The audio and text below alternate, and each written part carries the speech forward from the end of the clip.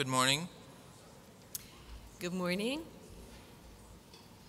Would you all rise for the singing of O Canada? Alors debout s'il vous plaît pour l'hymne national du Canada. Merci.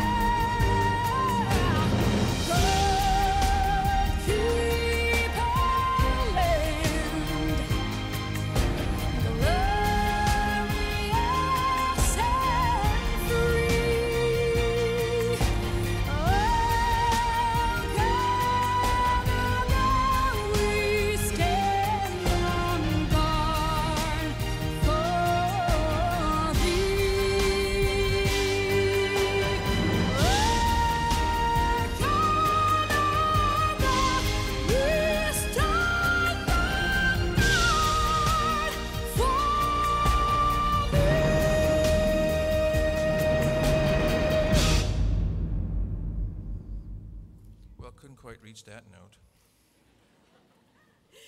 Thank you. You may be seated. We would like to introduce to you Dr. Cal Gutkin, the CEO and Executive Director of the College of Family Physicians of Canada, and Ms. Jan Kaspersky, the CEO and Executive Director of the Ontario College of Family Physicians.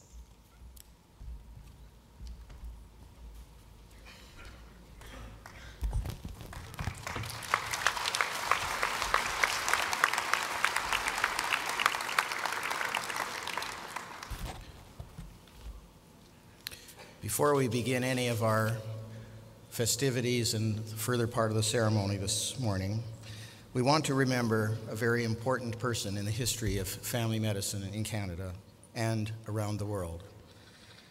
On September 28th, we lost one of the most important figures in our history with the passing of the father of family medicine, Dr. Ian McWhinney.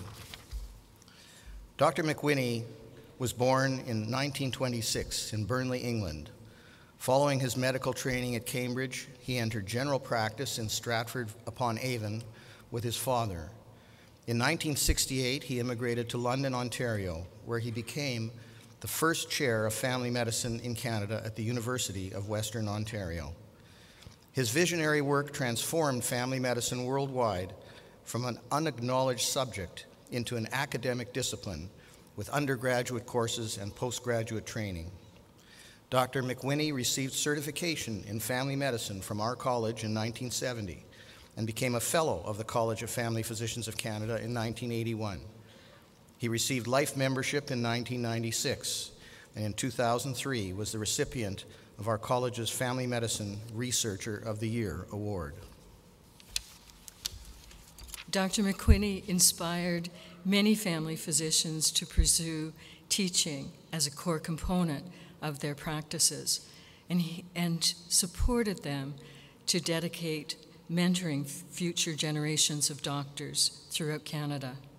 His tireless efforts on behalf of family medicine and in improving patient care resulted in many honors and awards, including induction into the Canadian Medical Hall of Fame and the Order of Canada. The college established the Ian McWhinney Family Medicine Education Award, a major award in his honor to recognize an outstanding family medicine teacher in Canada each year. The award continues to be presented annually to a family physician nominated for making unique and innovative contributions to family medicine education. Dr. McWhinney will be greatly missed, but forever remembered and respected. We have been in communication with his family, who also send their regards to everyone here today. And on behalf of all of us, we send our heartfelt sympathies to his daughters, Heather and Julie, their husbands, Michael and Paul, his grandchildren, Leah, Max, and Claire. Please rise and join us in a moment of silence to acknowledge one of the greatest leaders in family medicine in Canada's history.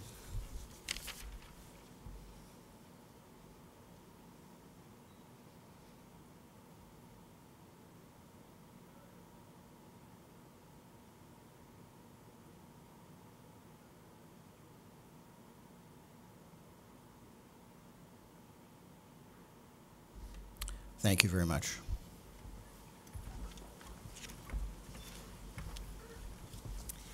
Well, good morning and welcome to Family Medicine Forum 2012. I'm Dr. Laurie Teeple and I'm co-chair of the OCFP Scientific Planning Committee. Et je suis Pierre Tellier, c'est moi qui est le président du comité avisoire du FMF pour le Collège national. As you know, the conference is co-sponsored this year by the National Office of the Canadian College of Family Practice, the Ontario College of Family Physicians, and the CFPC section of teachers and section of researchers. And you know, it takes a long time to get one of these up. In fact, most of the work occurs within the last year for this year's meeting, but we in fact sign or are in the process of signing our contract for 2014. So we plan way ahead, and it involves a lot of work by a lot of very important people. For this year, we came together with the Ontario College to work on hopefully an excellent program, or you'll agree with us, we think it is. But I'm sure you'll tell us by the end of the week if it isn't any good. I have faith in you.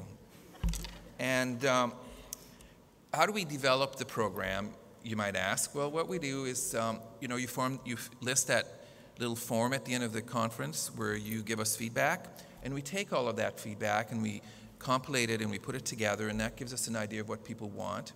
And using that and the call for abstract, we then develop a program that we feel will meet the needs. If there is things that are missing, if there are holes, we then use local speakers in the area that are specialists in certain environment. Now, specialist is a big word. We don't necessarily use subspecialists. We can use some of our family physician colleagues who have specialized or interests in special environment, in special interests to present on these topics. So we do hope that there's something for everyone. And I do want to thank the people from Ontario who worked extremely hard, as well as the people from the college, the staff from the college. There's Joanne Landvin. There is Cheryl Selig, there's Naomi Walkstall, who are really the pillars of the organization who really work hard. And of course, every year to celebrate this, I get a new tie. So I did buy a new tie today. It's in blue. Actually, it was last night. And I've got new socks in blue to match and a belt. So we're ready to go. I didn't get anything new. Well, we'll go shopping. We'd like to remind you that this is actually the 50th anniversary of the Ontario College presenting an annual scientific meeting. And I think that's a wonderful accomplishment of presenting evidence-based and unbiased and cutting-edge education together as family physicians in Ontario. This is our 4th time co-hosting with the National College for an FMF. Ça fait 50 ans que vous travaillez sur la conférence? Mais pas moi, mais les autres. Mais semblait, parce que vous avez l'air beaucoup trop jeune pour quelqu'un qui travaille depuis 50 ans, ça. It is a momentous occasion, and we're all wearing the pin. Here's my pin. Here's my pin. Oh, yours is on your hip? That's interesting. And to honor the 50th anniversary, and it's a great celebration, and we do hope that you'll go by the booth and pick up your pin, because they have a lot of pins to give out, and psychedelic pens. So what we want to do now is to introduce our platform party. Tous ces belles personnes, on veut que vous les connaissiez. So we'll ask you to rise when you're introduced, and then you can stand, because I know some of you are getting older, and so you'll have back pain. So I don't really expect you all to stand during the whole process. So first of all, it is my pleasure to introduce the Honorable Michael Jean.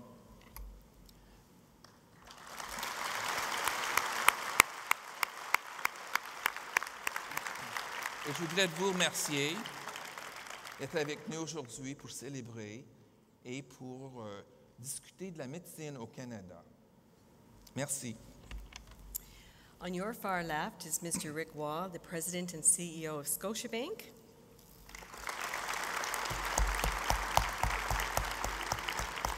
Next to Mr. Waugh is Dr. Ralph Massey, the Chair of the Research and Education Foundation of the College of Family Physicians of Canada. Next is Dr. Sandy Buckman, the President of the College of Family Physicians of Canada.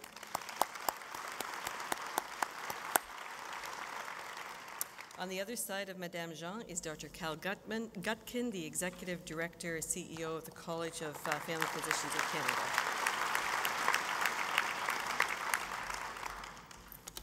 Is that all we get for Cal?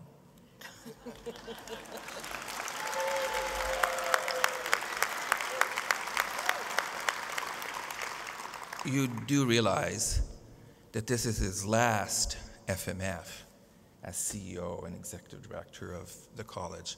He's been with us for 17 years, doing a wonderful job, and I think that he deserves another round of applause.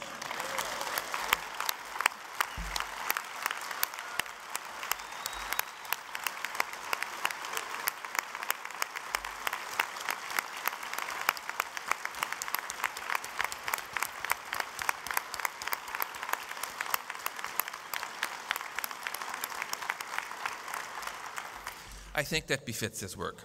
Now we've had enough of that. So next to him is Dr. David Tannenbaum, who's the president of the Ontario College of Family Physicians. And Miss Jan Kaspersky, I have difficulty with all these French names, Executive Director and CEO of the Ontario College of Family Physicians.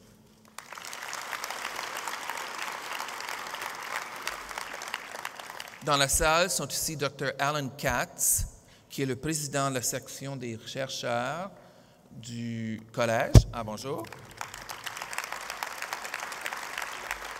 Et Dr. Myriam Boila, je cherchais, qui est la présidente de la section des enseignants du collège.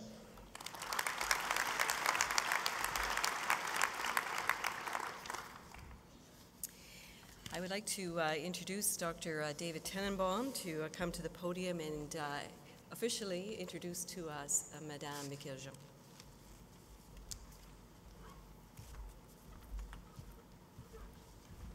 Thank you, Dr. Teeple. I know we are all looking forward to an outstanding FMF. The program looks like it'll be spectacular. What a better way to get things started than with some inspiring words from an honored guest and a dynamic speaker. It is my distinct pleasure to introduce this morning's keynote speaker and the recipient of the 2012 CFPC Scotiabank Lectureship Award, the Right Honourable Michael Jean.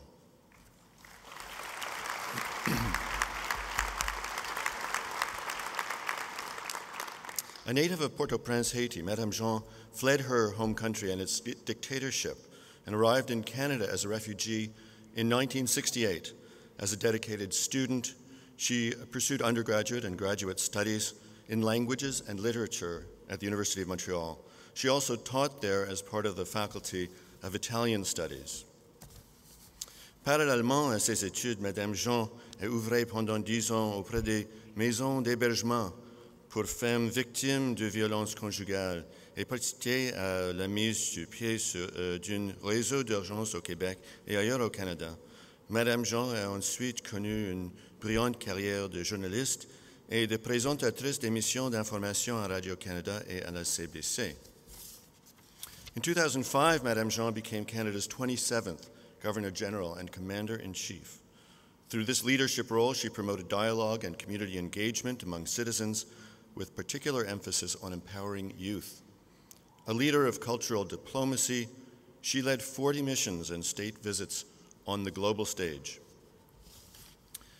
Madame Jean cumule actuellement les fonctions de coprésident de la Fondation Michael Jean, d'envoyé spécial de l'UNESCO en Haïti et de chancelière de l'Université de l'Ottawa.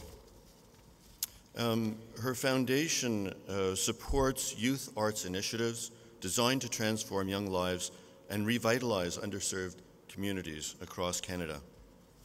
Now, in addition to her other honors, in 2007, Madame Jean was awarded honorary membership in the College of Family Physicians of Canada, so we welcome her to the Family Medicine Forum as one of us. As the 2012 CFP Scotiabank Lectureship Award recipient, Madame Jean's address this morning focuses on a theme that is critically important to all of us who provide care for people in this country: transformative interventions treating the social determinants of health. Je suis très fier de vous présenter la très honorable, the Right Honorable Michael Jean.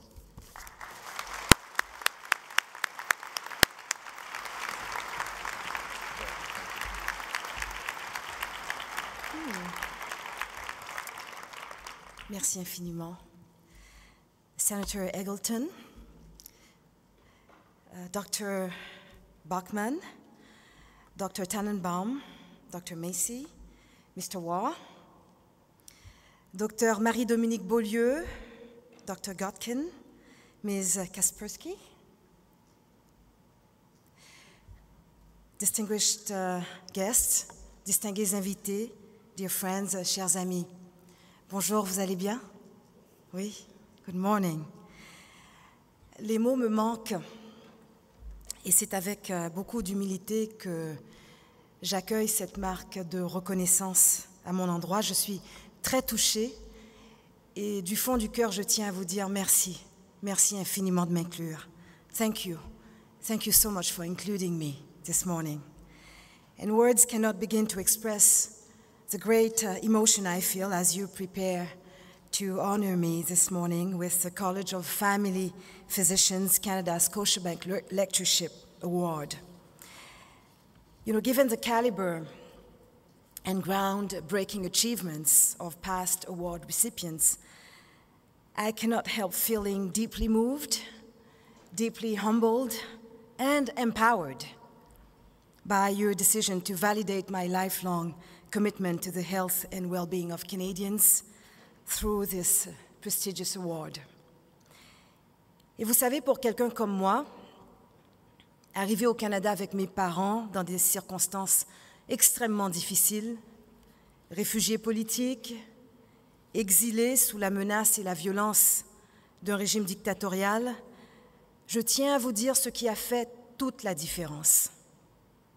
Eh bien, ce sont ces femmes, ces hommes, ces groupes communautaires, ces associations de la société civile qui nous ont généreusement entourés, qui nous ont aidés, qui nous ont permis de traverser cette épreuve et de nous redresser dans les moments les plus difficiles, de reprendre pied et de vraiment renaître à nous-mêmes. C'est à eux que nous devons d'être devenus des citoyens à part entière du Canada et très attachés à ce pays. Indeed, for a person like me, someone who arrived in Canada as a traumatized child with her parents, refugees, fleeing brutal political repression in Haiti, someone whose childhood and adolescence in Canada, a land of such great generosity, benefited from the compassionate guidance of women and men from a variety of community organizations. I know how such a sense of empowerment can carry you like the wings of eagles onto a higher plane of achievement. For the more empowered you feel, the more you can take action as a change maker, and the more you can empower others to be the change that they want to see. So allow me again to thank you from the bottom of my heart. But please understand, whether it was while I worked with battered women in Quebec, while I pursued a career in journalism at Radio-Canada and CBC, or more recently while I exercised the duties of head of state as Governor General of Canada, I never acted alone. In fact, my work has always been intimately connected to accompanying the everyday struggles of Canadian women, men, and youth who, against all odds, are driving grassroots initiatives to improve the quality of life in their midst. And I must add that in addition to receiving your award, I feel delighted by the second honor you are conferring upon me this morning. That is the wonderful opportunity to address the voice of family medicine in Canada, the College of Family Physicians Canada, on an issue which is very dear to my heart.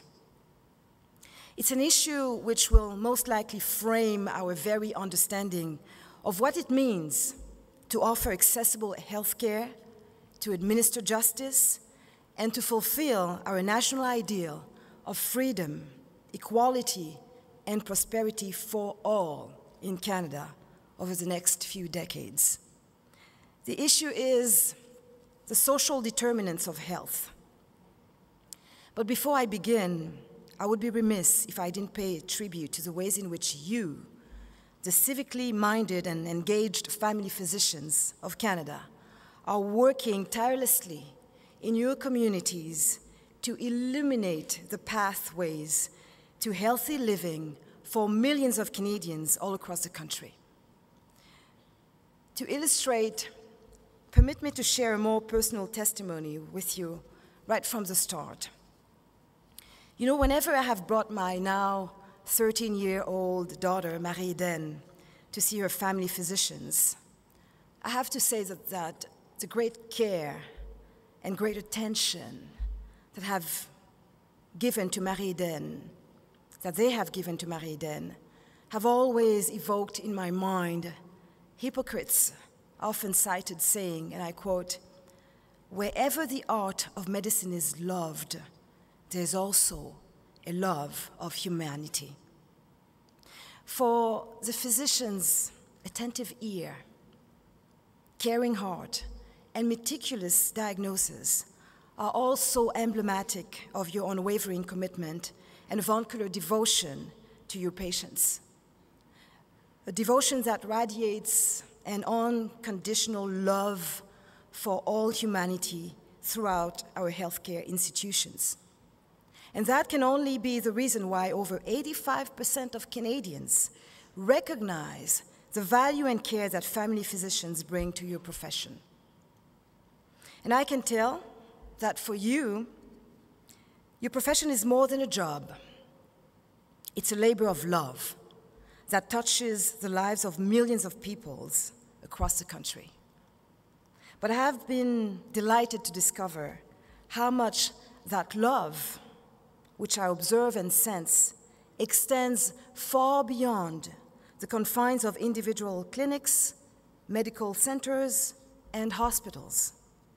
Votre compréhension, votre sens du devoir moral du médecin est tout à fait fidèle au serment d'Hippocrate qui se résume à l'idée de consacrer sa vie au service de l'humanité.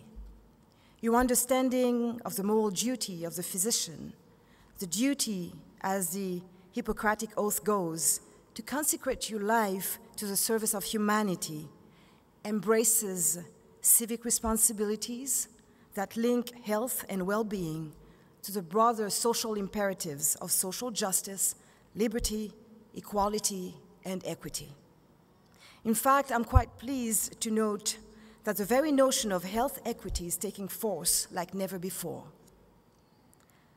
It had already received international credence in 2008 by the World Health Organization, which in its seminal report entitled "Closing the Gap in a Generation" concluded, and I quote, "Health inequity is caused by the unequal distribution of income, unequal distribution of goods, on equal distribution of services and of the consequent chance of leading a flourishing life. Even the Canadian government began acknowledging the impact of the social determinants of health over 30 years ago.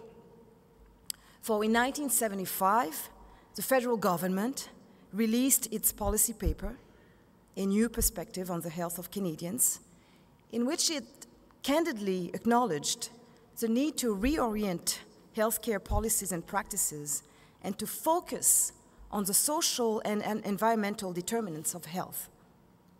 Yet, this approach did not truly sink its roots into the fertile soil of Canadian healthcare delivery for many decades. And that's why it is so encouraging to see that under your great leadership, the Canadian family physician community is reaching out in an unprecedented way to your peers in other sectors like mental health, social services, and the nonprofit to ensure that the health and well-being of all Canadians becomes a national priority through collaborative, team-based approaches. And this is a major feat. For as an organization representing over 27,000 family physicians across the country, you stand as a powerful voice of moral authority in Canada. You stand as an unwavering champion for quality health care for all people on Canadian soil, irrespective of their language, their ancestry, their creed, their gender, their sexuality, or their status. Your voice commands respect as it does credibility. And it has been truly uplifting for me to discover over the last few days the ways in which you are leveraging your voice to act as full-blown societal change makers.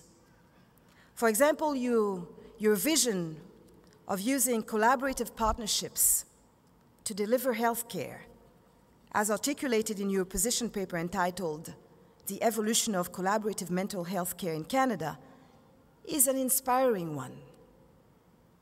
Then there are your advocacy committees, which are enabling you to go from words to action by speaking out in favor of better health outcomes for marginalized populations in our cities, such as refugees, for vulnerable groups within Aboriginal communities and rural areas in Canada, as well as overseas in countries such as Haiti.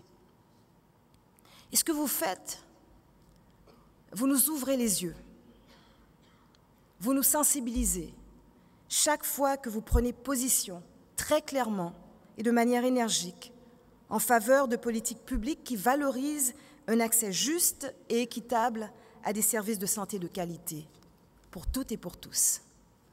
Vous nous rappelez et vous nous indiquez que 30 ans après l'adoption de la Charte canadienne des droits et libertés, des disparités majeures demeurent, des fossés continuent de se creuser et que des secteurs de la population sont encore désavantagés au Canada.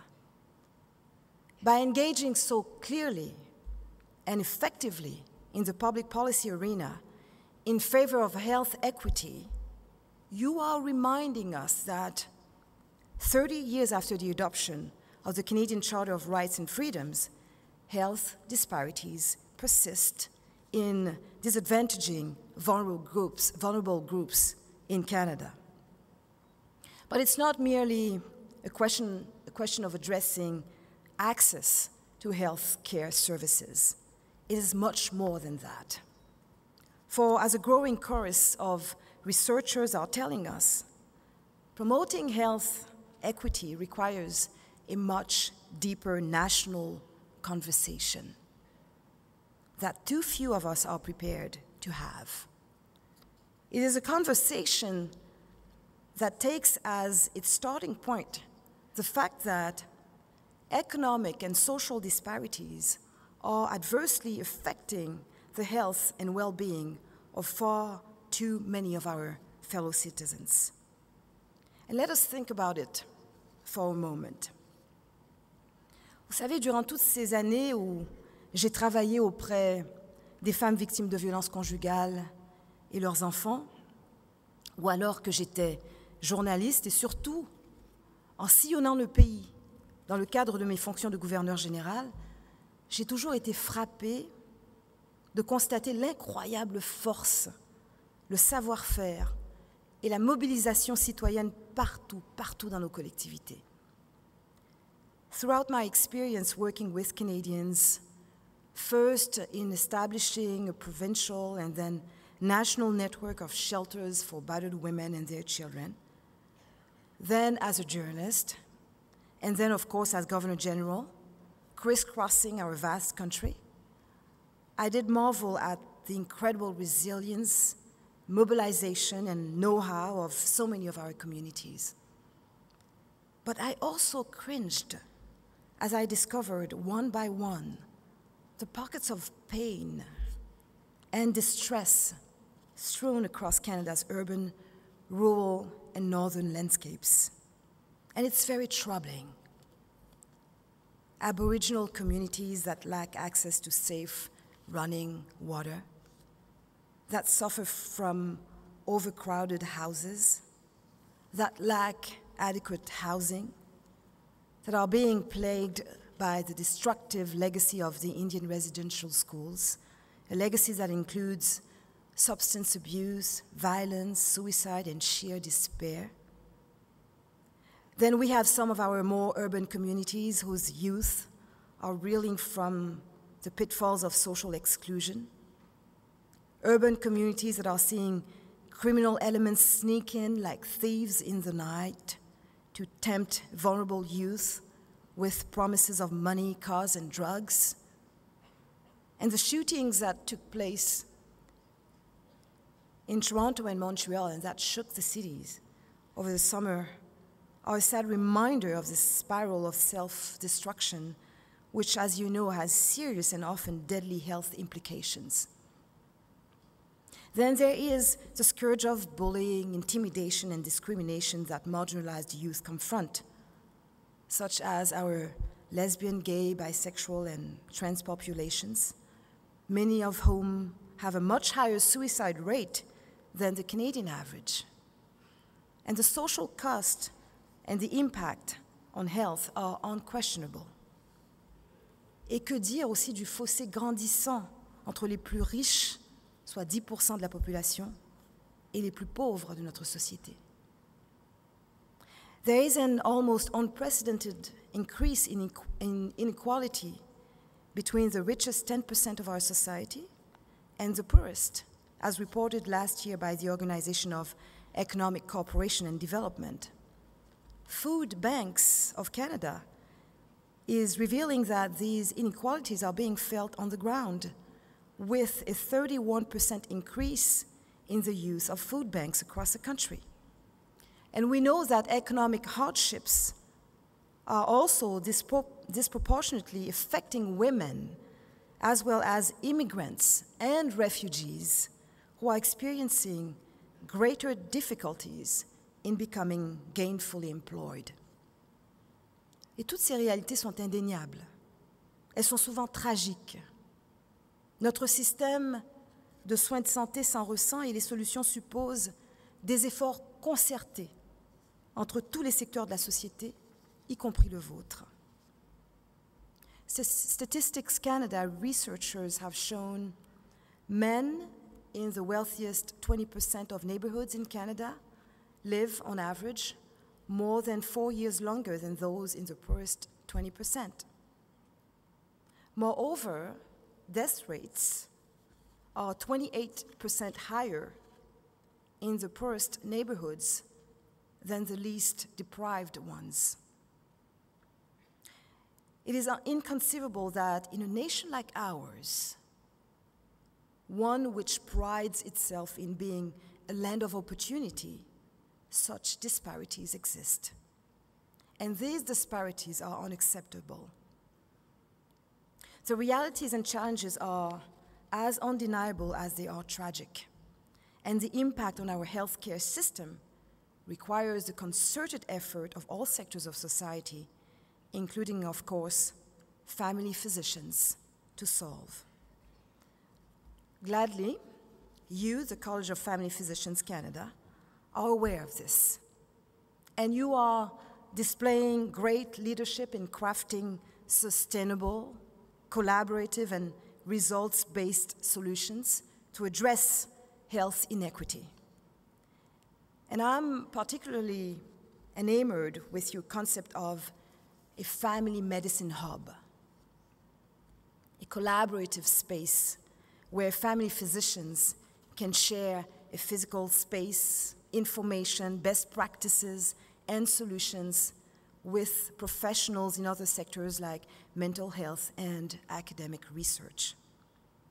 It's an approach which, from what I understand, has already demonstrated how effective it can be in improving the quality and impact of care, particularly among at-risk groups. And I'm delighted to hear that the model is gaining traction, that it has already been implemented in several parts of the country, and that you are pushing for it to become the norm rather than the exception in clinics and even hospitals from coast to coast to coast. Et j'estime que ce concept est celui d'un leadership transformateur, apporte de la substance et apporte du contenu à notre propension au Canada à rassembler nos actions, à fédérer nos efforts, nos ressources face aux épreuves et dans les moments les plus difficiles. Indeed, that concept and your transformative leadership bring substance and content to the quintessentially Canadian penchant for pooling our efforts and our resources in times of dire need. For despite persisting challenges, we remain a nation of compassion, a nation in which helping those in need is hardwired into our DNA, a nation in which social justice, diversity, and solidarity really define who we are. And this is the Canada that welcomed, nurtured, and accompanied me ever since I arrived as a young child. This is the Canada I love. This is the Canada we love. And that is probably why your philosophy of collaboration, breaking down the silos, transcending the confines of sectors and disciplines resonates so deeply in my heart. J'ai toujours accordé une place importante à cette éthique du partage dans ma vie et dans la constellation de mes valeurs les plus chères.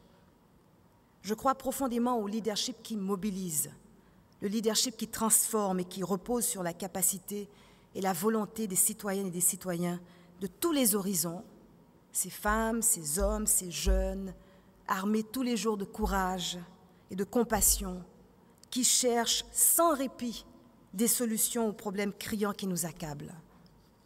As someone who has always worked with that collaborative ethos that you cherish, as someone who believes that transformative leadership is only truly transformative when it convenes all concerned parties, I know the power of women, men, and youth of all backgrounds working together to tackle social issues.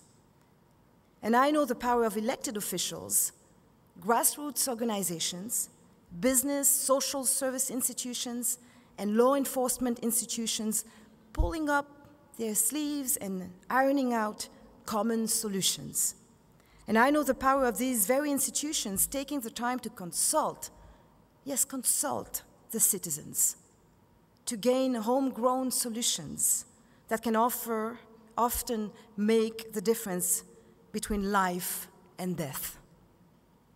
And such collaborative forms of leadership are as inspirational as they are transformative. And I salute your campaign to see more of these team-based approaches proliferate like wildflowers across our nation. And I say bravo.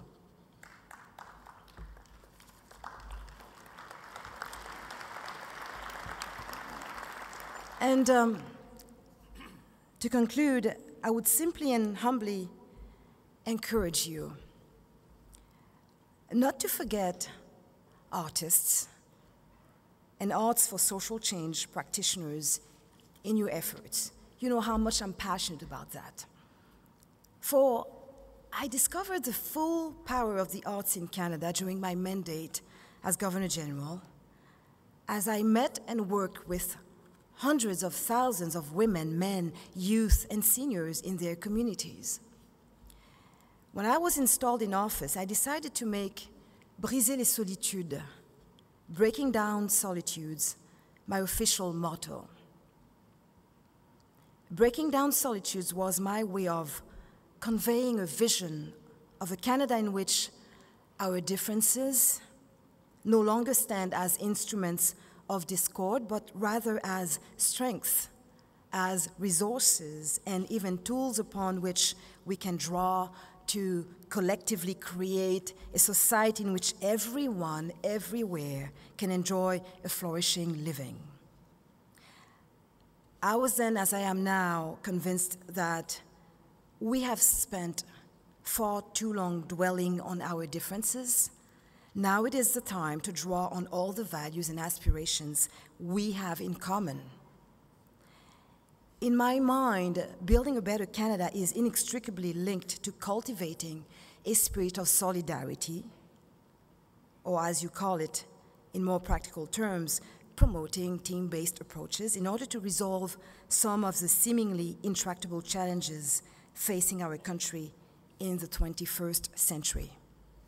And as I began visiting Canadians in their communities, I realized that this philosophy of breaking down solitudes resonated strongest among young people.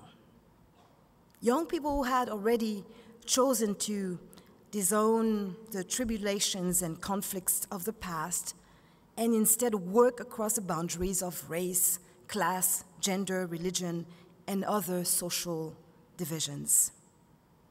And their tools of choice were the arts and culture.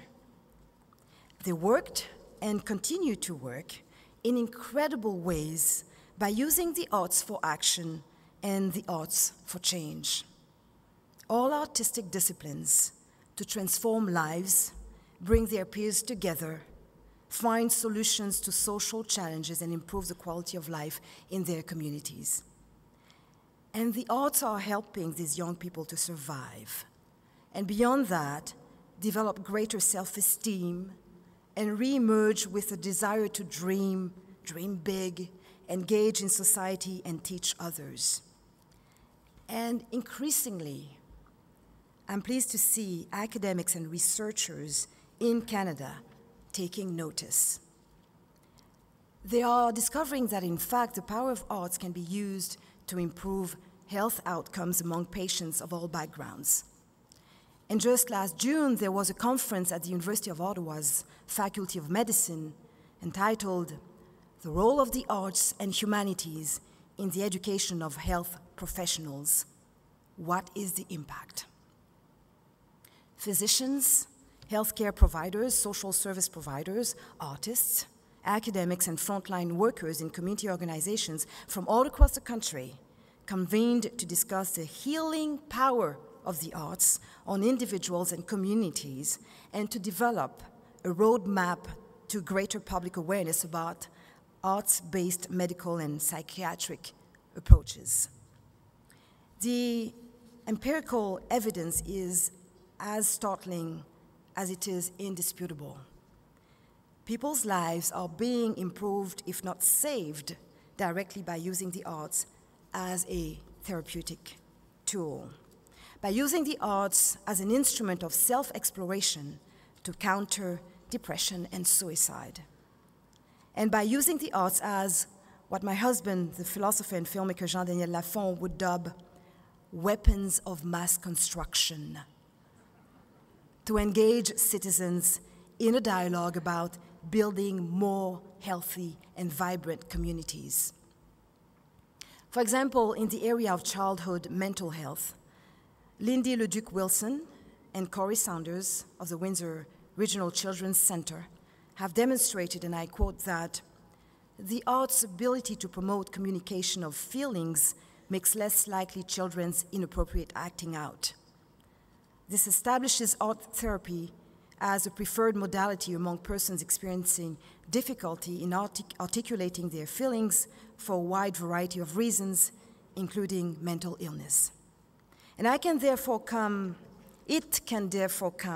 as no surprise that countless young people during the public forums I have organized with their youth-driven initiatives, associations, have told me point blank, Excellency, the arts saved my life. The arts really saved my life. So we must take the time really to listen to their voices and take into account their solutions, their initiatives, as we design our strategies to improve the quality of life in Canada. We must recognize also their leadership, that they are part of the solutions, that it is here and now that we need to include their thoughts and actions. Such powerful testimonies deserve the greatest attention.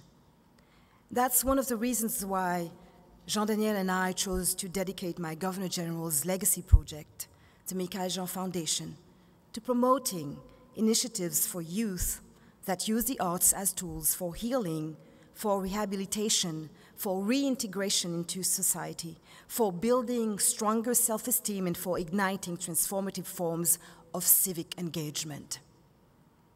Et nous travaillons de plus en plus en ce sens avec des professionnels de la santé pour nous assurer que nos initiatives contribuent positivement, efficacement et de manière durable à la santé à la fois mentale et physique des jeunes les plus vulnérables de notre société. The Michael Jean Foundation is increasingly working with healthcare professionals in that regard to ensure that our initiatives are evidence-based and designed to contribute positively, effectively, and sustainably to the physical and mental health of underprivileged youth across Canada.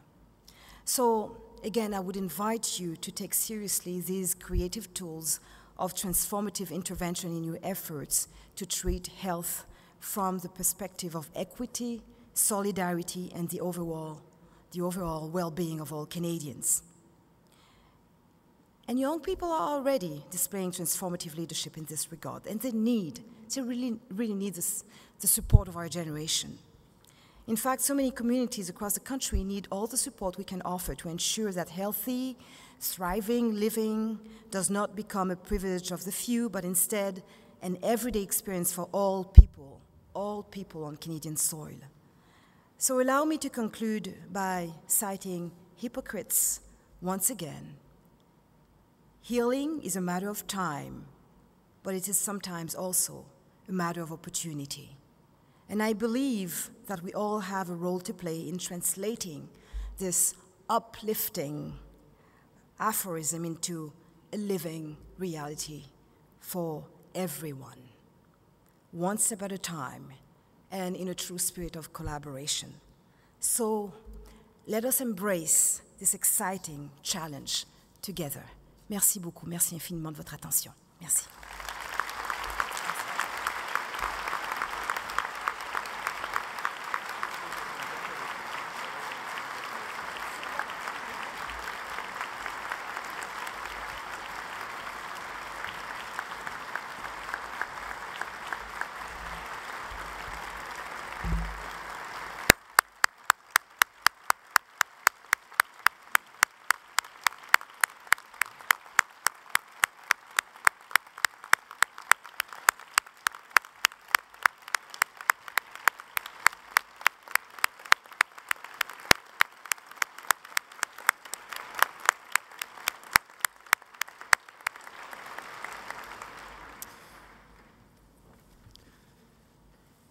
Madame Jean, merci beaucoup. Thank you for being with us today and for delivering your inspiring keynote address. It provides an important and timely message to family physicians and other health professionals who are here with us today. We so appreciate your insight on how one's health is significantly determined not only by lifestyle choices, but also by factors such as income, education, employment status, and access to proper food and housing. We hope that your words today will inspire us to keep these issues in mind when treating our patients here in Canada, or when we may have opportunities to travel to other countries to provide needed health care. Thank you so much. Merci beaucoup.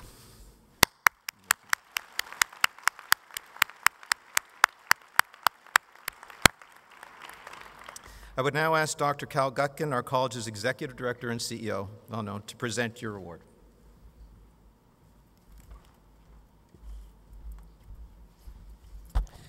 Thank you very much, Sandy. And if you could remain up here, and if I could ask Rick Waugh and Ralph Massey to join you here for the presentation.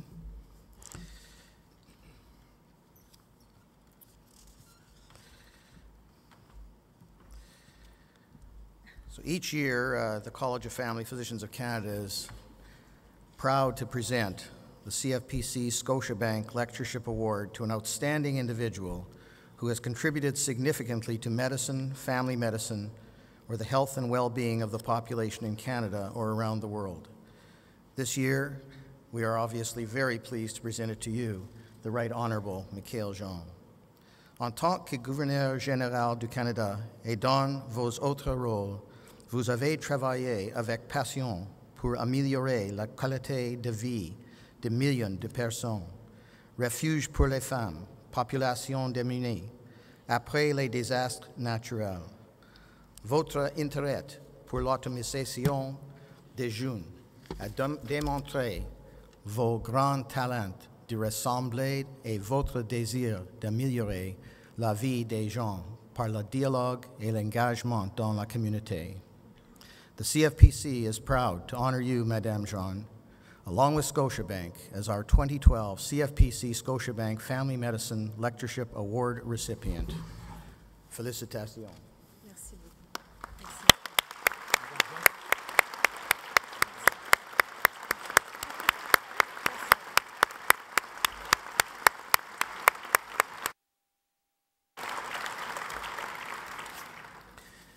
As part of the CFPC Scotiabank Lectureship Award, we are also delighted to present to you, this donation for $10,000 to the Michaël Jean Foundation, which supports youth arts initiatives designed to transform young lives and revitalize underserved communities across Canada.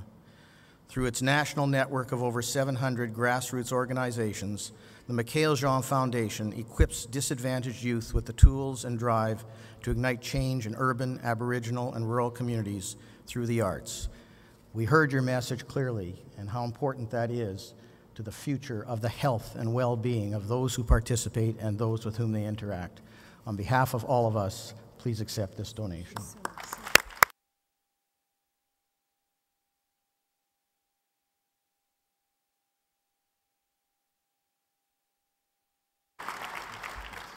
Thank you very much.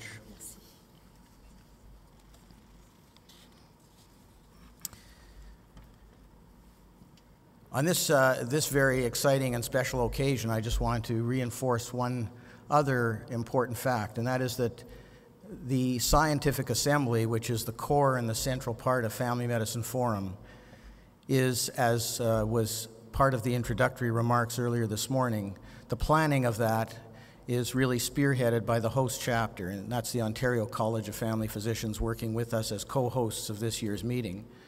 And it's a special year for the Ontario College of Family Physicians because this is the 50th anniversary of the OCFP, the Ontario College's annual scientific assemblies.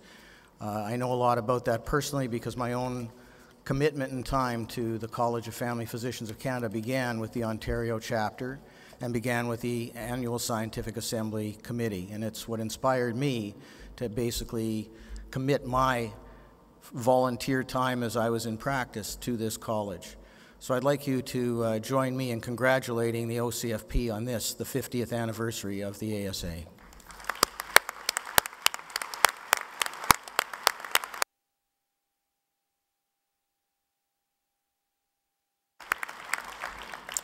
Part of the message that was delivered this morning, it's a message from Madame Jean, that is intended and obviously incredibly relevant for all of us. But perhaps all of us feel, as we listen to the message, that there's no audience that is more important to hear and then to live the kind of message that Madame Jean has shared with us than those who represent the future of family medicine and family practice in Canada. When we talk about concepts of collaborative care, when we talk about the patient's medical home, or patient's family medicine home was a term I heard in the address, which I kind of like. I think that we know that we are trying to instill this kind of a perspective in those who are going to be leading the way as our family physicians of the future. And as part of this ceremony this morning, it could not be more relevant than for us to add the additional celebration of that future. Each year, the College of Family Physicians of Canada celebrates the outstanding medical students from each of our medical schools in Canada. 17 medical schools and 17 students have been selected. This is an award that, and the scholarships that are presented, each of them will receive a $10,000 scholarship. There will be 17 outstanding young people who will be presented to you. And this is a program that is supported through our Research and Education Foundation, through contributions of you and your fellow members, from others with whom you associate, and a major contribution that has allowed this program to get off the ground from Scotiabank. So to have Rick Waugh here with us this morning, as Rick and his team, who are seated here in the front of the auditorium as well, help us get this program off the ground and become a really meaningful program, has been incredibly important. The reason that Scotiabank joined us in this venture, from my perspective, was that we approached them because we saw in their mission that they were, as part of their vision for this country, trying to play their role in making all communities strong across Canada. And we met with them and we talked about the fact that at the time we were meeting, there was a problem, still is, but it was a bigger problem then, about 10 years ago, with the growing shortage of family physicians, with the popularity of family medicine as a first choice for students graduating from medical schools in Canada. And at the time in 2003, we had hit our low, which was 23% of students selecting family medicine first. We're now back to 35%, and we're filling 40% of the first-year postgraduate positions in all of the medical schools across the country. And there are multiple reasons that this is turning around again. It's a great career. The population of this country clearly indicate how much they value having a family physician. As Madame Jean has shared with us, we do have over 85% of the population have a family doctor. We know the research that shows us that having a family physician, a primary care physician, makes a big difference, maybe the biggest difference of any factor in population health outcomes. The outcomes are better if people have primary care physicians. We believe the team-based approach with everyone having a family physician will further improve that. Scotiabank understood that. They understood that there was a contribution to be made to trying to bring family medicine to the attention of those in medical school, and offering scholarships has been one of the important pieces. I would like to introduce Mr. Rick Waugh, the President and CEO of Scotiabank, to say a few words to you.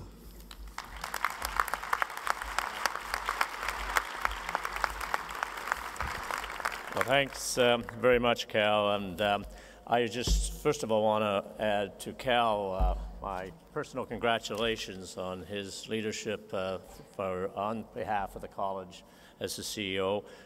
We did meet about 10 years ago, and then we found out we did share some very common roots. We're both from Winnipeg, and that was a very great thing to be from.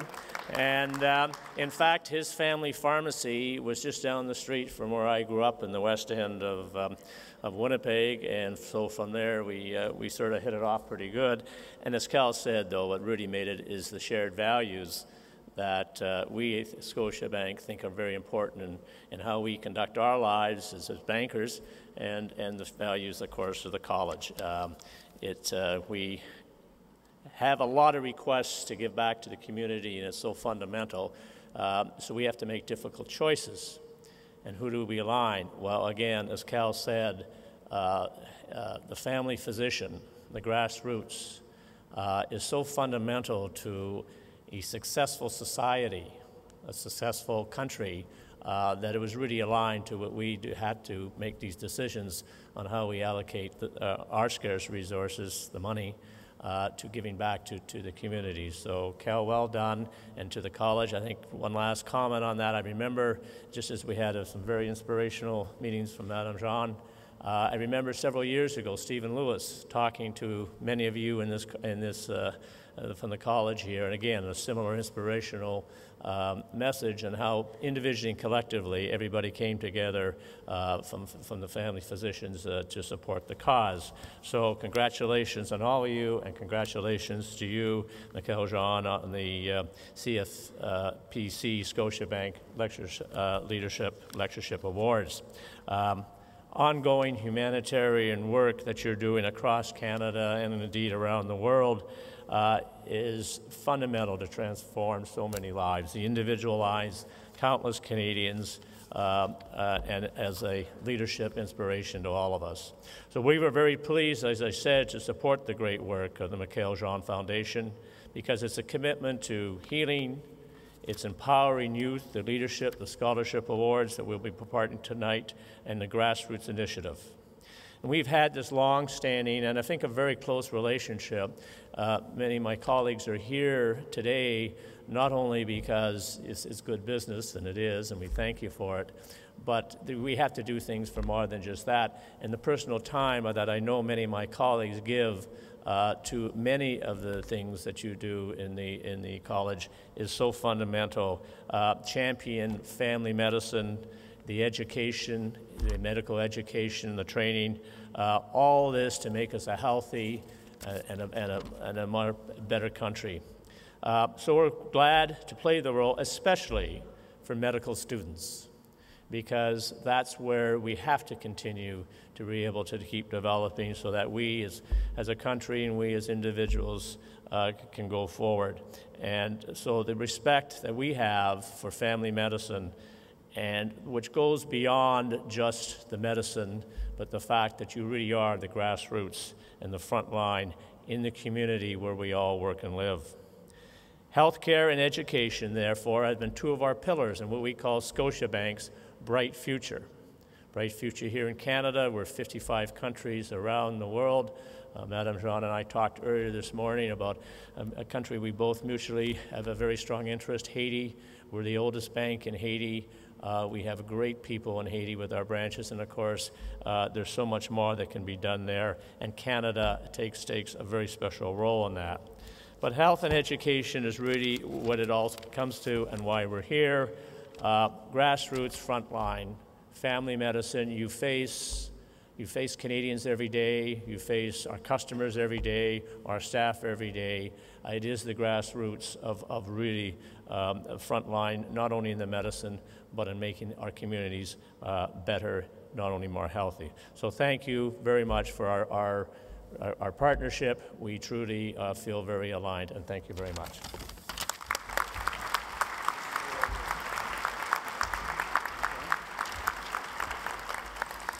Thank you very much, Rick. Rick and I are members of a Toronto, we're Torontonians, we live here, but we're a member of a clandestine club that meets in little corners to talk about the Winnipeg Jets and the Winnipeg Blue Bombers, and try not to let the rest of the city know that we're doing this. But thank you very much for everything that you've led the way with Scotiabank and our partnership with you. I would ask that the dignitaries who are here behind me, the chair of our foundation, Research and Education Foundation, Ralph Massey, our college president, Sandy Buckman, and Rick Waugh, now greet, as I present to you, the 2012 recipients of the Family Medicine Medical Student Scholarships. Each of these individuals has been identified within his or her school as an outstanding student. They must have demonstrated a genuine interest in family medicine, with experiences and electives that reflect this interest. They should have been involved in family medicine activities and shown leadership in these areas. They should have been involved in their community and in community-based projects, volunteering in family medicine settings, outreach clinics, high schools as examples. These students possess not only outstanding academic backgrounds, but interpersonal and communication skills.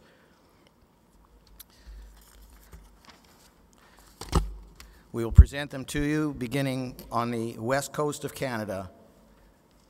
From the University of British Columbia, Ms. Goldis Shami.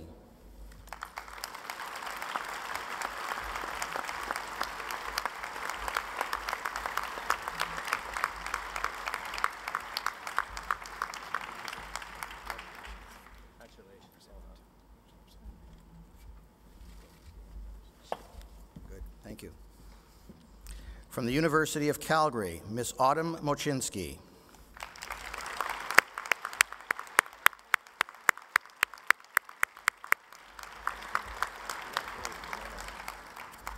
From the University of Alberta, Ms. Aisling Campbell.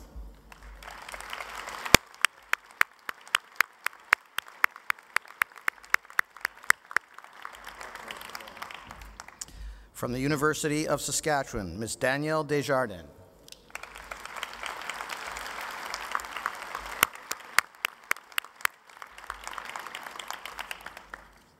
From the University of Manitoba, Ms. Helen Harmer.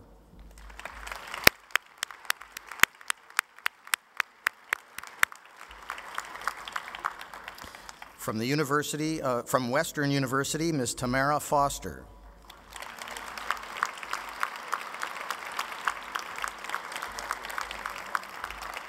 And we're pleased as well to welcome Ms. Ashley Lee from Western University, who's the 2011 recipient who could not be here last year, but we wanted her to experience this.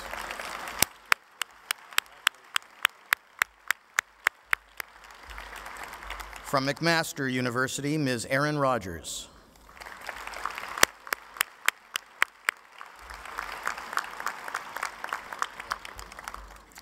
From the Northern Ontario School of Medicine, Ms. Allison Ransom.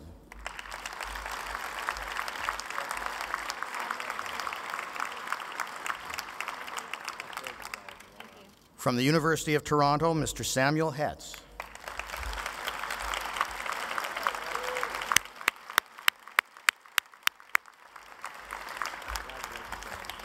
It's looking to me like Samuel is part of a very distinct group here that... Lucky Samuel. From Queen's University, Ms. Sarah LeBlanc.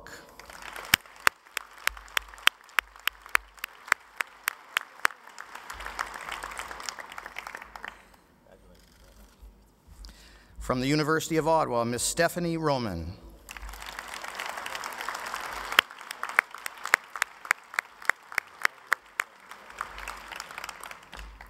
From the University de Sherbrooke, Mademoiselle Marie-Maude Morin.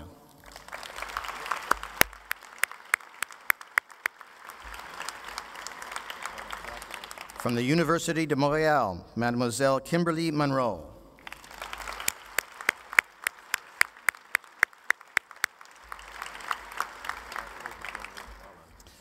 From McGill University, Ms. Evelyn Kyle.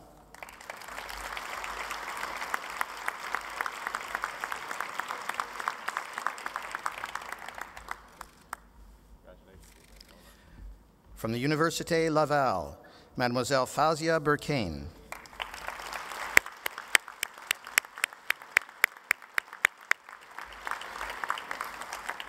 From Dalhousie University, Ms. Emily Wilson.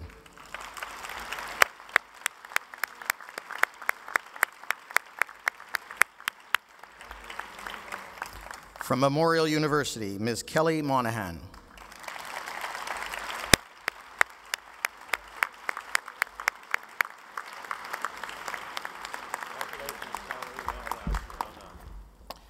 Ladies and gentlemen, the 2012 Medical Student Scholarship recipients, the future of family medicine.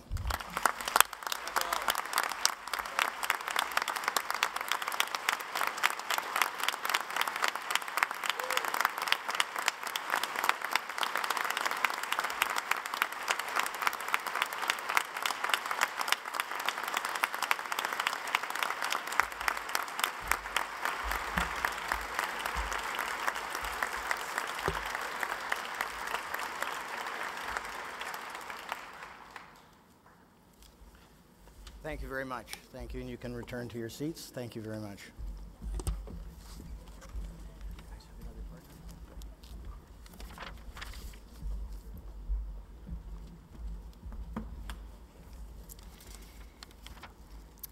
We will bring this keynote introduction to a close with a few housekeeping items. I would like to tell you about an exciting initiative by the Public Health Agency of Canada and the College of Family Physicians of Canada called Prevention in Hand. Prevention in Hand is a web-based tool being developed to support practitioners in our efforts to prevent chronic diseases by providing direct access to clinical practice guidelines, training videos, global lifestyle evaluation and risk assessment tools, and the educational resources for patients and the public. We encourage you to visit the Public Health Agency of Canada booths in the exhibit hall for more information. This is booths 326 and 328. Alors, avant de terminer cette séance et vous donner quelques détails administratifs, premièrement, je voudrais vous donner le nombre de gens qui sont ici aujourd'hui. Alors, jusqu'à date, on a 4216 médecins de famille qui sont ici et un total de participants de 5385.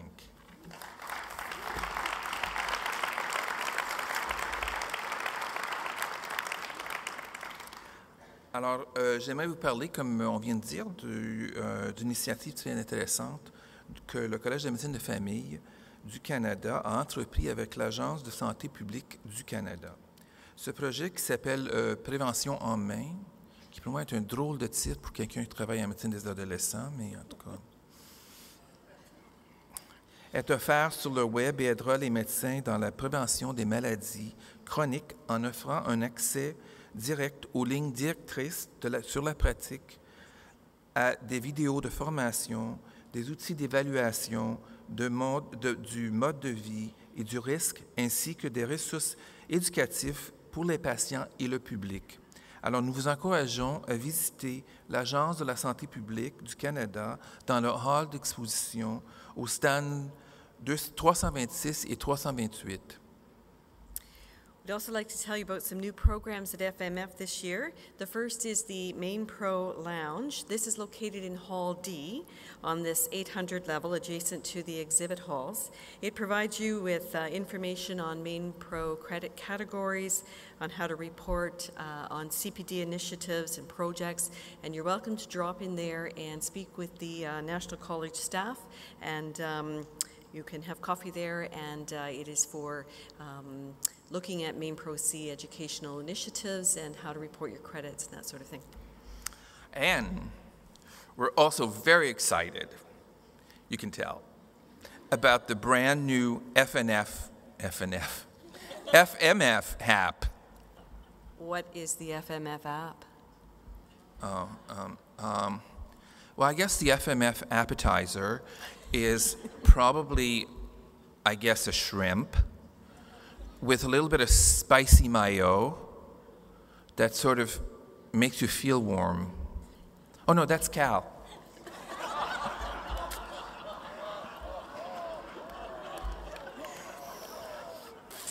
Anyways, I'm kidding. It's a really nifty new tool that has been developed and is being piloted here at the FMF. It will be used by the college for a variety of purposes, so we do encourage you to download it. What you could use it for this event is to look at the program. It contains the program. It also contains and gives you the ability to evaluate online the